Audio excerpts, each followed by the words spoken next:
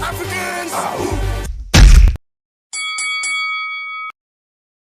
Come on, Africans!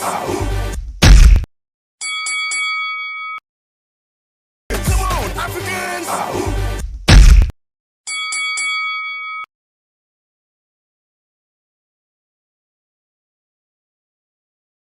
What's up, ladies and gentlemen? It's your boy JB back at it again with another podcast from the African Fighters. Yes. We skipped last week for the first time in a long time. We did not have an episode this week. For 1 week, which was last week, and unfortunately, it was because of just around the same time as our podcast time was the finals of the AFCON. And as you know, I am Nigerian, same as Demola, same as most of the people we've got here. And because of the AFCON finals, the spirit was very low. I couldn't do it, man. I couldn't do it because I probably would have cried here. Because Nigerian Super Eagles put my hopes so high, and then they shot me an arrow to the heart. It was very, very devastating. Well, to be honest, I wasn't at home because it was the AFCON finals. I thought I should go watch it with a couple of people. And then I went to town with a couple of friends. We watched it and I came back home sad. If we had won, I say it takes me about 45 minutes to an hour. When I'll get home, if we had won, would be around maybe 9:30-ish. And I probably would have been on here in high spirits. But before we get into today's news, today's topics, obviously we're going to talk about last night, Ilya Topuria shocking the world. Um, People in Ilya's camp would say it's not a shock because they know what they know. But yeah, we'll talk about that. We'll talk about Bolaji that fought last week that we didn't get a chance to talk about. A couple of topics around UFC Africa with regards to the potentials of that actually happening since the UFC 300 main event have been announced.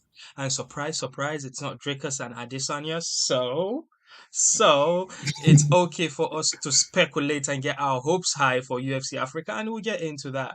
But before we do, all right, guys. Christopher Graham is here. Shout out Christopher Graham. Christopher Graham, I must say that I did not get to your questions this week, but I did manage to pick up from last week, and I would say there is something I saw there. I was like, damn, this guy had his predictions right for UFC 300. But we'll get to that. We'll get to that. Christopher But Graham is a Demola, prophet. wait, where is my manners? My mother raised me well. Sorry, ladies and gentlemen, from London, England, it is Ademola. Boom, He is boom, the host boom, of the boom. Kingdoms podcast. What's up, my brother? How you doing? I'm good, brother. I'm good, brother. Thank God. How are you doing? So good. Let's get this AFCON business out of the way, right? Last week when we watched Whoa! the Don't bring back bad memories, man. Do not bring back I, bad memories. 53 I African want to. countries against Nigeria. Hey, bro, the way we were collecting insults left and right, collecting banter left and right, it Raspberries. was so sad. It was so sad. But let me hear where your head was at last week after we lost in the finals. Where did you watch the match and what was your reaction to the loss? Oh wow. I think I was pretty much the calmest Nigerian actually, right? So I saw the match right opposite my house, that Caribbean restaurant, right? So the Jamaican woman actually like has like a Nigerian ex-husband. So she knows like a lot about Nigeria. She's visited Nigeria before. So she told me, I think like 2 days before the match that, oh, I'm going to be hosting Nigerians in my restaurant, right? Would you come around? And then the next day, whoa, I saw green and white balloons. I saw Nigerian flag at the restaurant. I was like, don't worry, say no more, say no more. I'm bringing my friends. And then I brought my friends to go watch the match. Even like some of my friends that are not Nigerians. So like, don't worry, we're going to get this done. And then again, I was the DJ. I was the DJ at the event, so playing Nigerian songs. You were just blasting beats. So like after the first half, I think we scored in the first half. So the speed was really high. I was playing Afrobeats, playing my piano, only for the second half to come. So at the end of the match, I was just calm. Everybody, they were all going through it. I just played last, you don't cast. Now everybody go chop breakfast. We go chop breakfast, Omo. We chop breakfast. We chop breakfast. It was a nice, bro. Yeah, My damn. wife, my wife is Ghanaian from Ghana, and when Ghana was knocked out, bro, I rubbed it in her face. It's safe to say that she had the last laugh. Yeah, but Swear. then my Ghanaian colleague was texting me on LinkedIn. I'm like, excuse me, what did you guys win? You guys did not even I win don't anything. And you understand. tell him I like, don't get it. These shameless Ghanaians are coming for us after we are like the ones that were in the finals. At least we got the silver medal, and we can be like, okay, seriously. we had a good AFCON. We were excited the whole way through to the finals. We were happy. The boys were playing their socks off. So shout out to the boys. AFCON, by the way, is gonna come back next year in Morocco. So it's just a 1 year wait. We'll be back. We'll be back in there. Anyways, guys, this is not a podcast for football, but we had to touch Oh, on real life issues because this was a serious mental issue from last week, speaking about the I'm Super telling Eagles. you. But wait, what happened last night? UFC 298 main event, Ilya Topuria versus challenging Volkanovski for the title. Bro, I'm gonna tell you this. I have It not was shocking. stayed up to watch. I have not stayed up to watch fights live in a long time, and yesterday wasn't also. I didn't stay up to watch that as well. In the morning, I avoided my phone to go watch it. I was watching it. Watched the first round, which was much of a cagey affair. It wasn't very exciting, but a lot of people will be like, "Ah, Volk took that because he had more significant damage." It kind of He looked took that it way. on all Second, judges' scorecard. yeah, second round looked a bit the same, to be honest. At some point, I was starting to forward it like, okay, forward, forward, forward. Because I swear I thought it was going to be Volk winning it by decision. So I was like, okay, am I going to sit here for 25 minutes watching this? Then I left it on for the last minute of the second round. I was on my phone watching, and then boom, that knockout came out of nowhere. Bro, my jaw was on the floor. I had to roll it back to my chin. Bro, I was shocked Bro, because because Volk it brought back Kamaru Usman memories to me. You know when Kamaru dominant how are the champion, mighty he fallen? dominated that fight with Leon Edwards, and then he got knocked out. It's unusual to see a dominant champion like that laying lifeless on the ground.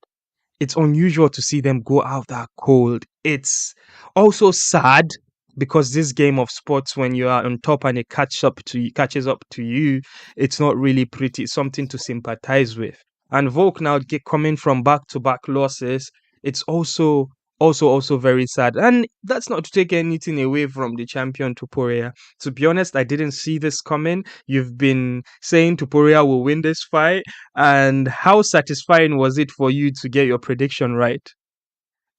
So the truth is this, right? It's one of those cases where you're saying something, but you do not fully believe what you say. I'm going to come out. Yeah. I was going to say, Ilya Topuria is going to win. But if I show you my Bet365 account, right, I had like two parlays, right? There was one of the parlays where I won like 7 fights the year straight up. But then the other one that was not successful, Vogue to win was one of the selections. Where your heart is with somebody, but your money is not with that person. So that was what happened. And when I was watching the fights, I slept off. When it was time for the main event, apparently I've been watching for the prelims. So I said, let me just, relax, and wait till the fight begins proper. And then I just woke up. When I woke up, I saw the Georgian flag. I saw Ilya. I saw his wife kissing him in the octagon. I was like, whoa, excuse me. I thought I was in dreamland. When you're waking up from a sleep and you're like, okay, I dreamt about this. And then I said, wow, this is reality. Crazy, crazy, crazy. So big ups to him. I always saw that potential in him. And, I always thought due to that KO, loss that Volk was coming off, I feel he did not take enough time to recuperate from that fight.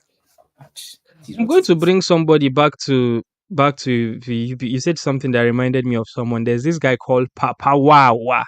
Papa Wawa is a Oh, popular South oh, African football fan. I I think he's remember a fan you. of Kaizer Chiefs. I think that's a Cape Town team in South Africa. You And there was gotta a popular video. There's a popular respect video of him. You Mariana. probably have seen it.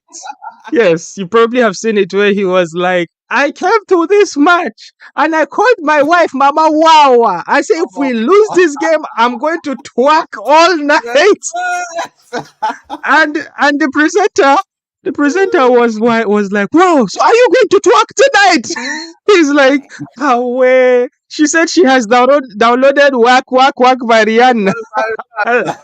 Oh gosh, that was so funny. Anyway, so in the AFCON, well, it comes to your feed. In the AFCON, he was talking about predictions when South Africa did well in the AFCON, they won the bronze medal. He was talking about it, and when Nigeria played South Africa, and they were asking him after the match, he's like, my heart what was with South Africa, but my betway ticket was with Nigeria. So right now I'm having mixed emotions. I won money, but South Africa lost. Lost. So that's a situation with you betting on Topuria to win, but your heart being with Volkanovski. Yeah, so a lot of things opened up after the fight. A lot of talking points with these days. Whenever they ask Dana White, "Are we going to this country?" he never says no. He's like, "Yes, something I would like to do." And in the post-fight press conference, he spoke about Santiago Bernabeu, which is the stadium, the new modern stadium of Real Madrid. It is said to be like a masterpiece. That's the new ground that is like I the think it things, was the one of the consideration. journalists. It was one of the journalists on the press conference that suggested Yes, the venue to yes, him, yes, yes. So I was and then I'm he was just laying it asking. He down. was asking I'm about just it. laying it down for the people that don't know the stadium. Santiago was renovated recently and it's amazing. It has a roof. It's about 80,000 capacity. And Dana White was like, yeah, I think we could do that. Obviously, Dana White But, doesn't say no to but anything. then they were like, But if they turn it into an indoor arena, it has a mhm. capacity of like 35,000. So it's like a I hybrid. think probably what they would do is they would take the rafters, the top rafters away, so it will be a 30K. And if tickets sell do well, they always tend to open up more seats. And I don't think Madrid is as wet, as rainy as the UK. I So don't even think. with an open roof, I think they would be all right doing a show there. But that's quite exciting to get open more windows, open more spaces for UFC. But not to forget that Ilia Topuria is not just Spanish; he is actually Georgian by origin, but he reps Spain and Georgia as well. Um, Ilya has been one of the most confident title challengers I've seen in a long time. The trash talking that he Crazy. was doing, or the things he was saying, he literally went on his bio and wrote champion. I I remember think champion. 15 and is it 15 or 15 and 17 and 0. 0? Yeah, Yeah, yeah. 15 He and he 0. he did that before the fight, and to Doesn't be even need to honest, change his bio. I'm not gonna lie to you. That confidence that he had me doubting Volk victory, because obviously we've seen Volk lose, get knocked out by Islam, and that plays a lot in a fighter psyche with them being too careful when they fight again. And when you are a champion and you've been dominant so much for a long time, there is quite enough tape for you to be studied, right? People will study your tape and understand your weaknesses and then challenge those weaknesses. So it always doesn't favor a champion. Volk is the last champion from the Three Kings era. Remember when Mm, Usman Ngannou? He is likely, not likely, he is the only champ from that era that survived during the pandemic. And to be the honest, again, COVID it is, champions. yeah, it is really, really sad to see this. But let's talk about Topuria and what he might do, uh, or what his track might be. He has been talking before the fight. He said he wants to fight McGregor. He's not gonna fight Max or the Uh, guys in his weight class, which obviously is bullshit. He has to fight. He has to fight the guys in his weight class. But on obviously McGregor is not gonna cut weight to come down.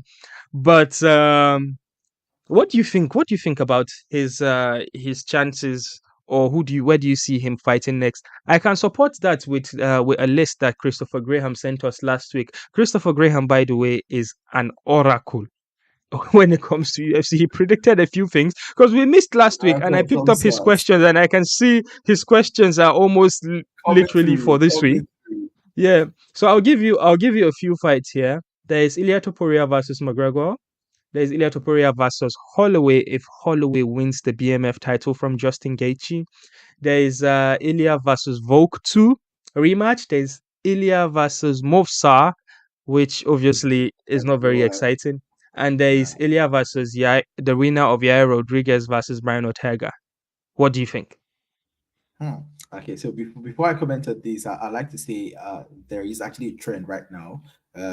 We are seeing a pattern of the guard from the old school guys to the new school guys. Have you noticed that, right? So these new school guys, they are, I don't want to say they're more talented, but then they have more research tools, right, in their arsenal in order to be able to study the old guys. And definitely we're seeing what we're seeing. We're seeing the transition right now.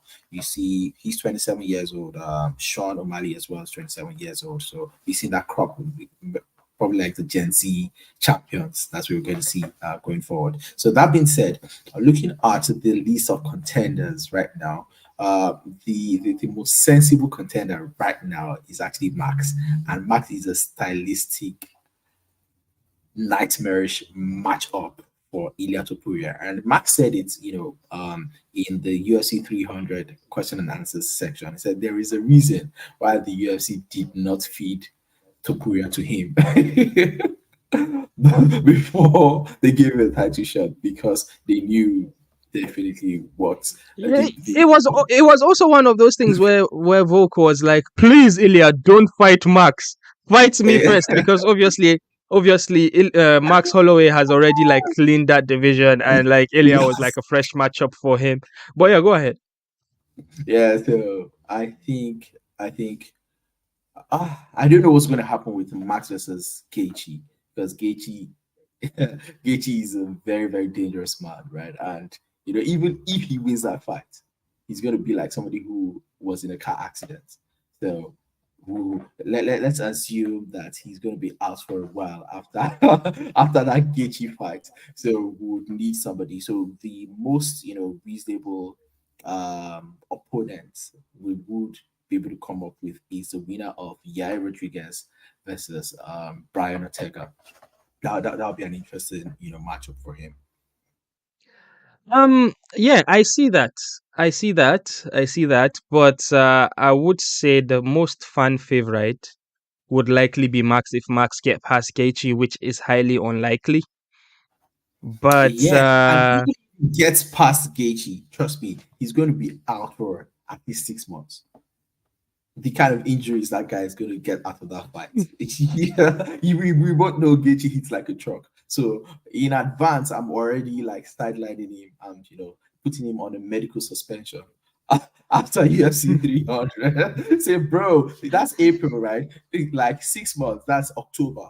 So and Mhm. definitely we would want to see Ilya defend his title before October, right? So apparently it just makes sense All right. I'm chronologically. going to say this, yeah. Yeah, I'm going to make reference to Christopher Graham again. This Oh, by this but time wait a we are on. moment. Sorry. Wait a moment. What if you saw a matchup against Josh Emmett? Hmm. Josh Emmett, I think he's on a 1 fight win streak right now. Yeah, yeah. It's a fresh matchup. He's got heavy hands. He puts people to sleep devastatingly. Is it a fight that? Hmm. Because we UFC fans or MMA fans, our memory is as good as the last fight. And the Ilya I saw yesterday, I think he might finish Josh Emmett. But it's also an exciting fight. I would love to see. Something I wish would have happened is like, yo, how about our boy Sadiq Yusuf when he fights in UFC 300 against who is he fighting? That exciting striker. Uh, is it Lima? I forgot. Sadiq Yusuf. If Sadiq Yusuf, Please.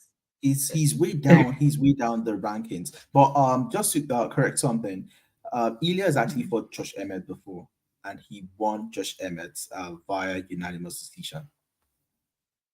Oh, Themba, Temba. Themba just said, don't worry, Themba, I beat you to it. He beat Yeah. Emmett before, right? So in a rematch, right, of a resurgent Emmett, do you with what Emmett did against this guy, that he touched that guy, that knockout, it made me become instantly scared of the guy, Bryce Mitchell. With what he did to Bryce Mitchell, I don't know. And he will come in with a chip on the shoulder to fight. Yeah, we would not see Topuria versus Emmett until Emmett kind of proves himself. Not really, he doesn't have to prove himself. But if he actually puts some wins together, and it's it looks like there's no choice than have that rematch. Sort of like Leon Edwards. Leon Edwards went on a winning streak after he lost to Kamaru, and then they had to put him there. So I think that's the same situation. And Emmett is in. He I don't know how old is he, but he's been fighting Like for a while. 36. I don't know if Probably like 36, so 37. he So so before he is probably at his peak or starting to decline at the moment, but I wouldn't want to be the one to say that. Before he puts up wins together to get back into a title fight, it might take a minute. But let's talk about titles going to different countries, right? Themba is here, and Christopher Graham had a question, and Christopher Graham is sort of like a flag nerd. He likes flags and countries, right? And there's something about him with the way he puts his questions together, like which country is gonna have a new champion, or which country will be having their first champion, right? This year alone, we've seen 2 countries get their first UFC champion. That is Dricus, first South African champion. Africa and Ilya Topuria, first Georgian Spanish champion, and UFC 298 in the main event. If we get Chito Vera beating Sugar Show again, that would be a new champion for his country. I think that's Ecuador. He's from Ecuador, right? Yeah. And I believe Themba would be in favor of Chito Vera because they're really good friends. But do you think we are going to get another country again? Because that's the trend right now. The UFC is getting bigger, getting to different places, and it's good for business when new markets get championed. So Ecuador gets a new champion. You think that's the next guy? To be honest, right? I personally am backing Sugar Sean. You know me, right? I have actually won a lot of money on Sugar Sean O'Malley, even right from the days when he was fighting Pedro and people did not believe in him. I'd always believed in the guy, and I think the UFC sort of see him as a star. They want him to succeed. So everything the UFC does is kind of tailored towards having that guy succeed. And to be honest, I don't know, Themba, I'm sorry, but I don't see your boy winning. But I pray he wins. Well, if I was, obviously everybody knows that UFC's favorite in that fight is Sugar Show because they don't have an American star anymore. Well, they have John Jones, but John Jones is probably not going to fight after Miocic. But they need they need those superstars, and Sugar Show kind of looks like the next one. Though a lot of people said his pay-per-view against Aljo wasn't that, he didn't sell enough pay-per-views to be like a star. Al James has said he was angry. Yeah, but this year belts are not staying with the champs. Well, I think in 2002, no champion lost his title. Then we started seeing things change. No, was it 2001? Then in 2023, we started seeing things changing. All the guard, as you said, the old dogs started losing their title to the new dogs. And speaking of countries, we have some certain guy that is in our comment section, in our live chat right now, that would likely be in the same trend of what is going on right now of new countries having new champion, and that's Themba. Themba has said Not he's going to be a Zimbabwe. champion in 2024, and he will be the first guy from Zimbabwe to win a UFC title. He is the first Zimbabwean to win a fight in the UFC. So that is another potential of UFC expanding as well and getting more champions in countries that has never had champions before. Yeah, so let's segue to UFC 300. The main event was announced yesterday. That is going to be Sweet Jamal Hill with his pot belly versus Alex Pereira. I love Jamal, bro. I love Jamal. He, and when Jamal started embracing his goofy, funny side on social media, putting those kids out, he won me. He won me over big time. And like when he became light heavyweight champion, and the way he did it against Glover Teixeira, he won me big time with the damages he put up to Glover Teixeira. I'm going to make reference to that fight. It happened in Brazil, and in Glover's corner was one Alex Pereira. Alex Pereira, as we know, stone cold eyes, looking down at Jamal Hill when he got that title. Bro, that fight, UFC 300. Do you think it's worth the 300 main event? You think that's the one, or you think UFC could have done better? I think I'm biased. I'm biased here. So you're speaking to the president, Israel Adesanya Fans Association, right? So I expected to see Easy on UFC 300 because I personally think outside of Conor McGregor, the biggest star that they have in the UFC right now, I stand to be corrected, is Israel Adesanya, right? So if you are going to have your marquee event, right, which is UFC 300, if your number one star is not available, your number two star should be available. And then Easy and Eugene Berman were making certain comments on social media that, they've been reached out to come save UFC 300 and, they're ready. So that was why I posted on our group the other time that I think that we're going to be seeing Easy versus Pereira 3. Right, and I don't know what happened. Nah, I told What? you, Easy doesn't even want that fight, because if Easy wants that chapter closed, like that book of him versus Pereira closed with him having the last laugh. But I think I agree with the sentiment. If Easy and UG Berman come out and say UFC offered 300 versus Dricus and we accepted, and that didn't happen, then that leaves a question. Is it Dricus and his team that curved that fight because they want UFC Africa? Because they want UFC Africa? It will kill me for Easy to go to South Africa and lose, right, to Dricus, because he's going to lose in front of Dricus's people. But do you think that this fight's not happening in UFC 300? Do you think that we are actually going to get UFC in South Africa, right?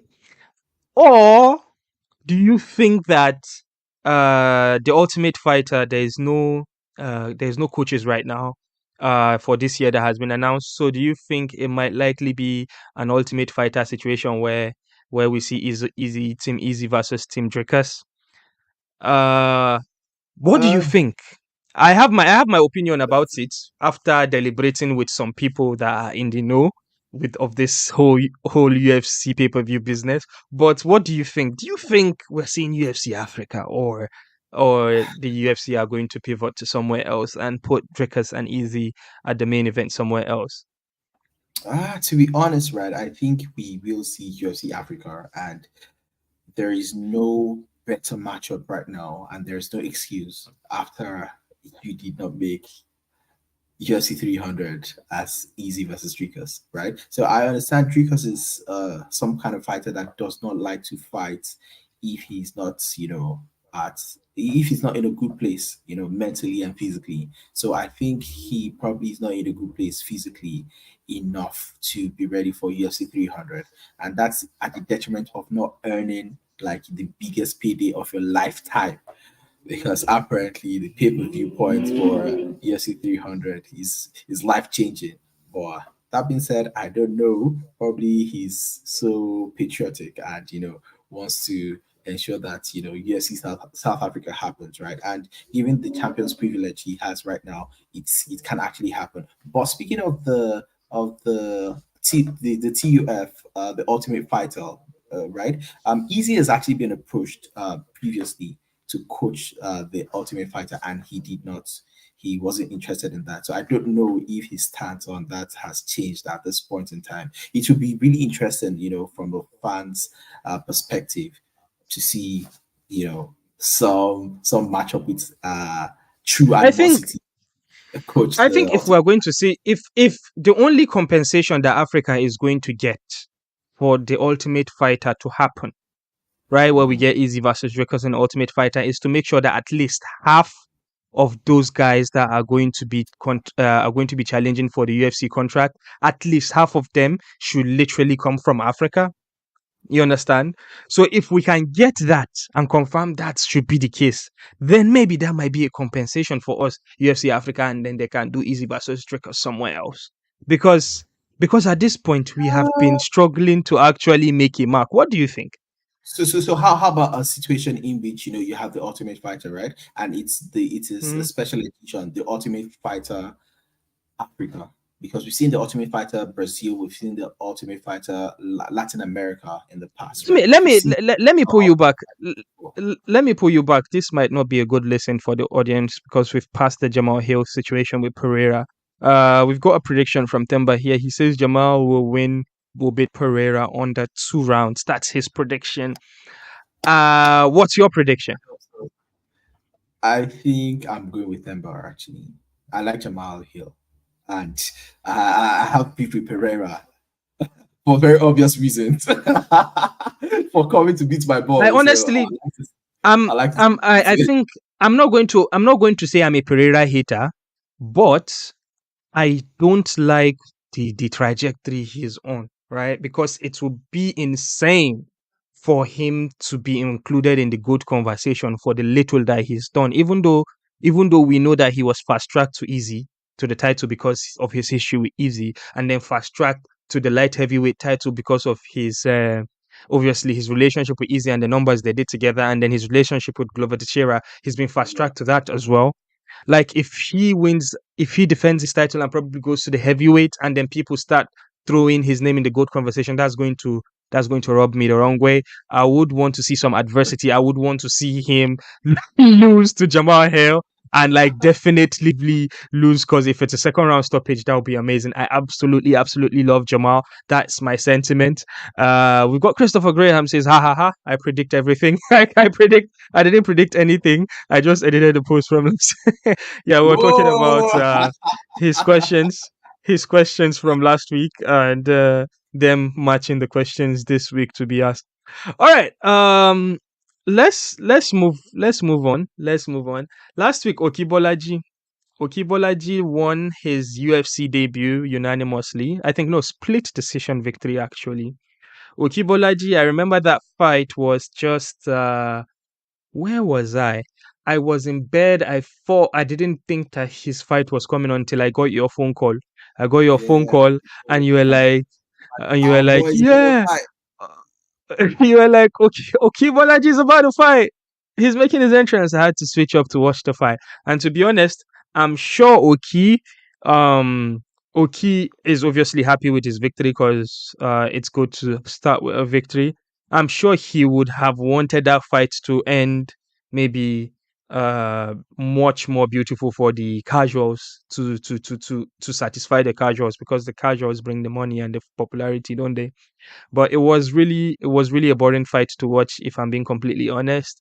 I think Oki won by sticking behind his jab, doing damage that well. He's got a piston of a jab, a straight jab, uh, and he was punishing the whole fight. What did you think about Oki's performance? To be honest, Brad, I feel that maybe the pressures of the first UFC appearance kind of got to him, because from what I have seen him do, in previous fights, and especially in the Dana White Contender Series, I think he's got more potential than what we saw in that UFC debut. So I think he needs to go back to the drawing board and I need to work on like certain things with his coaches and his trainers. But I think that that guy has got way more potential than what was demonstrated in that UFC debut. That's my take on it. Yeah, he's got an incredible story. He's got actually three countries, repping three countries in the in the UFC. He's repping Belgium, but his name is Nigerian, but he is a Zulu warrior, which is a Zimbabwean thing. So he's got a lot of things happening around there. And if you followed his career, he's very very exciting to watch. So we're looking forward to his next fight. All right, PFL Paris is going to happen next month. Headliner Cedric Doumbe. However, in that card, we have Gambia's Ibrahim Amane. He was one of the nominated fighters in our African Fighters Awards. And we've got Angola's Chequina Noso Pedro, who will compete. They will compete against each other in the PFL Europe Paris in the opening round of the Welterweight European Tournament. And we also have Morocco's Yassin Najid. He will compete also in the Welterweight Tournament, and Algeria's Yazid Chouchane will compete in the lightweight tournament. So basically, the card is headlined by Cameroon Cedric Doumbe. PFL Europe is shining a spotlight on African MMA. To be honest, are we going to start seeing PFL Africa build from here? Because obviously that's going to be a thing as promised to us by one Francis Ngannou. Brother. What's your what's your take on PFL and the business they are doing around Paris and Doumbe? I think even like from conversations with Francis Ngannou's coach, Dewey Cooper, right? So it seems they are actually really serious about it. But from what I hear from the grapevine, it's that they want to take care of business in March in Saudi Arabia, and then they'll get back to the serious plans that they have for PFL Africa. But that is in the works. And Yeah, speaking about Francis Ngannou and MMA, the PFL. I think I saw an article on BBC Sport. The PFL president did say that they are going to make an announcement on fight week of the boxing between Ngannou versus Anthony Joshua on who his opponent will be for July in PFL MMA. So Ngannou is going to be making his MMA return under the banners of PFL. That is something really, really exciting, but also very, very risky because MMA has that potential to most especially in the heavyweight division. They touch you and you sleep, bro. So I don't want to start speculating who the opponent will be, but I would say you guys should keep your eyes out for that to see Francis Ngannou's opponent as we come closer to, what are we calling that Ngannou's fight with Anthony Joshua? It's not Day of Reckoning. It is it the Undisputed Battle of the the name of the boxing event, Ngannou and Anthony Joshua, the one we went for the press conference together. Yeah, is it a knockout something? Is it knockout clash or something? I don't remember.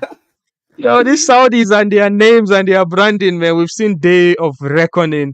We've seen the Battle of the Baddest. And I think the one with the Fury versus the Ukrainian guy, forgot his name. Usyk. The Usyk, yeah. The name of that one was supposed to be, is it Clash of Kings? Oh, bro, I forgot. But then they have some very, very funny names that sound like WWE pay-per-view titles. Day of Reckoning, Battle of the Baddest. Is it the Knockout or Undisputed Knockout? Anyways, I think it's knockout something. yeah. Well, that's everything I have prepared. I'm quite surprised that we went through everything this quickly. If you are in the comment section and you are live with us at this moment in time, you could please suggest topics that we should probably talk about before we go. I think we should be going in like the next 10 minutes. Do you have anything you want to talk about, my brother? Oh, whoa. Let me see. Not really. We talked about what's really dear to my heart, and that's UFC Africa, right? And I think that is happening in South Africa. It's no longer a Oh, doubt. I have not told you. I have not A doubt. told you why I think UFC Africa will not happen. All right, so Okay. UFC, the reason why UFC Africa is in doubt for me of happening is if you have been watching our show, you would know that I'm a pro wrestling nerd, I'm a pro wrestling fan, and Okay. I'm very, very in tune with the business model of WWE. So WWE merged with the UFC under the banner of TKO. And one thing that will come from that merger is both businesses learning from each other from both their successes to make more money. Because in the end of the game, at the end of the day, Americans and top brash of Americans only care about money. And there's a model that the UFC has where they bid to cities and countries where they do their big events. They call them PLEs, and the UFC still do the pay-per-views. That's the pay-per-views that you know as from the UFC. The cities and countries pay the WWE to come and do their events there. Wrestlemania being one of the biggest events is being bidded to do. Because of this model that the and WWE currently have, this year alone, they are going to do a pay-per-view in Paris. They are going to do a pay-per-view in Perth, Australia, which is happening next week. They are going to do an event in Germany. They are going to do an event in the UK as well. So this obviously has been working for them. They've been moving out of America.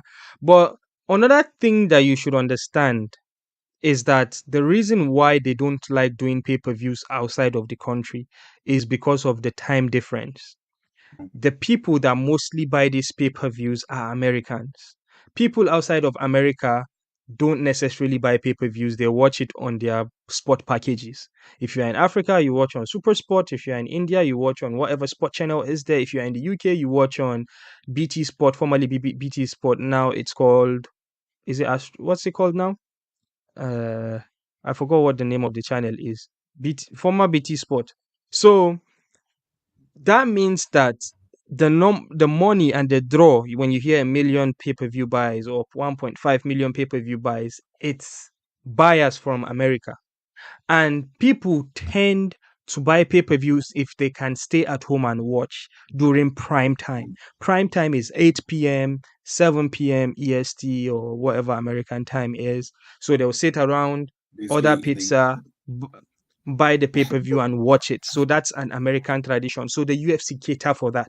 For them to lose that and deny the American audience the comfort of sitting during uh during prime time in the weekend on a Saturday to watch pay-per-view, they would need to be compensated by whichever country they are going, right? They go to Brazil, it's the time is messed up. They go to Australia, the time is messed up. So that is something that comes in play. Now, the government of Pretoria or the government of South Africa, are they willing to give UFC a couple of millions to get UFC to come to South Africa and do a pay-per-view that has potential to do over a million buys in America and do it outside of the time that Americans would watch it? Is that something that they will be open to? Because if they insist on doing it on that American time, that means that South Africans would have to go to arena and sit and wait for the pay-per-view to start at 2 a.m. South African time, which doesn't make sense. I think maybe the fans will agree to do it, but it doesn't make it doesn't make sense. So, with this being said, I really, really think that UFC Africa is very, very unlikely to happen because of these things moving. And another thing is UFC, when they are going to new markets, they tend to do fight nights instead of pay-per-views just to test the waters and see what's going on there. So, have I convinced you? Or have I put more doubts in your head now that UFC Africa, it's not happening? you have actually failed to convince me, right? So if you know South Africans as well as I do, you would know that they would Mm. be happy to watch, a night of fights, right? They love entertainment. Let's put it that way, and they do not mind, staying up till midnight to watch something that is coming to their country for the very first time. And one of their very beloved, brothers is actually headlining the event. So do not worry about that. That will be well taken care of. So they will find a way to. If it happens in South Africa and they keep American prime time 8 p.m. Eastern or whatever they call it there, Dricus is going to make his walk to the octagon at 6 a.m. You don't worry. 6 a.m. bro. You don't worry about that. Okay. I will talk to Cyril Ramaphosa. Right, I have him on speaker. Yeah. I'm going to talk to him and ensure that UFC goes to South Africa. Watch it. All right, so I think I forgot this segment. This segment is for me. Christopher Graham says, "Can we get Jibro's thoughts on the Rock's Hilton and the Cody and Roman and Rock situation?" This right now, I'm gonna tell you this. I am more interested in WWE than the UFC, maybe because we don't have champions anymore from Africa. I don't see any African champion in the UFC. Oh well. My bad. My bad. We have a champion that won last month. I constantly forget about that.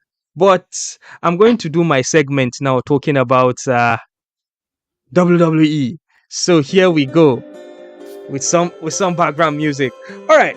My thoughts on Dwayne "The Rock" Johnson's Hilton. I'm going to give context to you guys, okay?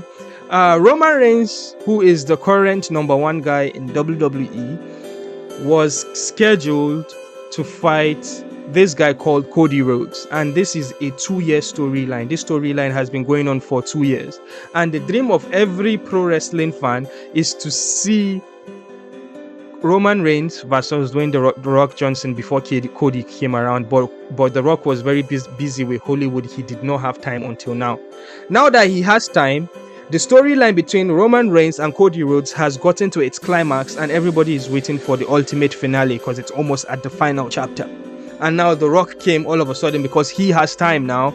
Obviously, he joined the TKO board, but he has time now. He decided to put himself in there. And the backlash was too much. It came out one Friday night on SmackDown, and they did this whole thing of Cody saying he's not going to fight Roman Reigns, and he left Dwayne "The Rock" Johnson standing there. And the crowd at that arena were excited to see Rock because they didn't know he was going to be there. But after that, the backlash that came that whole weekend was crazy. Cody Rhodes trended the whole week, and every pro wrestling fan, including the casuals, were like, we want to see Cody, we don't want to see Rock. So that had a potential to damage The Rock's branding, because people are booing him, they don't want to see him there. So now what the WWE did, which was smart in my opinion, they pivot and put Cody Rhodes back into the spotlight of him fighting Roman Reigns. And now Cody Rhodes is going to fight Roman Reigns in WrestleMania, and now The Rock joined Roman Reigns in the bloodline. So that's the kayfabe story of the whole thing. My thoughts is WWE is really hot. It has never been this hot. I absolutely love Hollywood Rock. So in SmackDown this past Friday, Dwayne "The Rock" Johnson embraced his old heel gimmick, which is the bad guy gimmick from 2002, I believe, and it was incredible to see him. I believe that was in Salt Lake City. He came out and he insulted the audience, and they were happy that Rock is insulting them. He's calling them names like crybabies and bitches and stuff, and they were all embracing it like, we are bitches, we accept it. So it's very, very interesting. WrestleMania is coming in a couple of weeks, and cannot wait to see what this story is going to turn around to be. Exciting stuff. All right, that is it from the WWE corner. I'm going to get back into the regular programming. All right, in the comment section, I'm going to come back to you now. Here we go. Boom. Temba says, look at Australia. They fought in the morning. Exactly. Australia fought in the morning and the people stayed, and they did stadiums in Australia. Ah,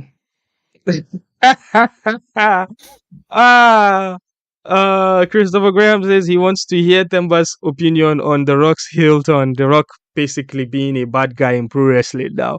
Temba Gorimbo, if you are still with us, what's your take on Dwayne The Rock Johnson becoming an asshole on TV right now? Right. But while we wait for that, before we go, Dems, did you know anything about this happening in the world of pro wrestling, or you just don't care? Okay, both ways. I know, but then I just don't care. Actually, I see the Rock all over Instagram, and I'm like, "Whoa, what's happening?" You know my take. I love the UFC, but I don't really care about pro wrestling. Sorry. It's okay.